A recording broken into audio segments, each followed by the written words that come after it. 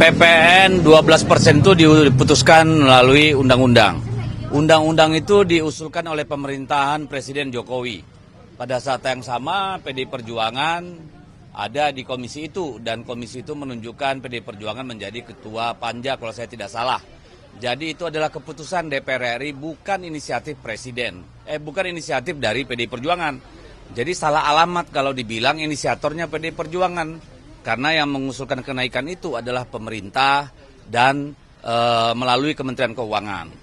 Pada waktu itu disetujui dengan asumsi bahwa kondisi ekonomi internal kita dan kondisi global itu dalam kondisi yang baik-baik saja. Tetapi kan ada permintaan dari sebagian fraksi di DPR agar ini dipertimbangkan. Kenapa harus dipertimbangkan? Karena kita melihat kondisi daya beli masyarakat yang sudah terpuruk, kelas menengah kita juga sudah berkurang jauh, angkanya sekitar 9,3 juta kelas menengah itu sudah tergerus, lalu kita melihat dolar naik gila-gilaan, dan sebagaimana yang disampaikan oleh Jokowi sebelum berakhir masa jabatan, 2025 itu ada ancaman badai PHK. Jadi ini bukan salah pemerintahan Prabowo, tentu saja, ya. Yang diminta teman-teman itu juga bukan membatalkan undang-undang itu atau kesepakatan yang sudah dibuat di DPR, tetapi meminta pemerintah mengkaji baik buruknya dari kenaikan PPN itu bagi rakyat. Bagaimana itu betul-betul bisa menghasilkan dana tambahan bagi APBN untuk menutupi defisit yang ada di APBN.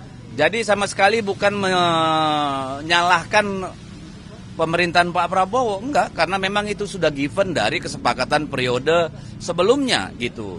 Nah, jadi ini sebenarnya permintaan untuk melihat kembali kondisi rakyat kita yang banyak ya, yang akan terdampak dengan situasi ekonomi baik internal maupun secara global.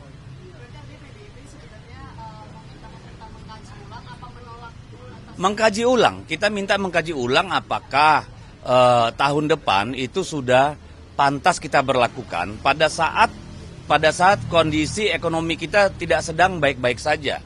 Ya, kita minta itu mengkaji karena memang kita berharap pelan-pelan pajak itu menjadi salah sumber paling utama bagi kebutuhan pembiayaan pembangunan, kan seperti itu, ya. Tapi kan kita lihat sendiri kondisi yang ada sekarang. Jadi itu bukan bermaksud menyalahkan Pak Prabowo, tetapi minta supaya dikaji dengan baik, ya. Apakah betul-betul itu menjadi jawaban dan tidak menimbulkan persoalan-persoalan baru.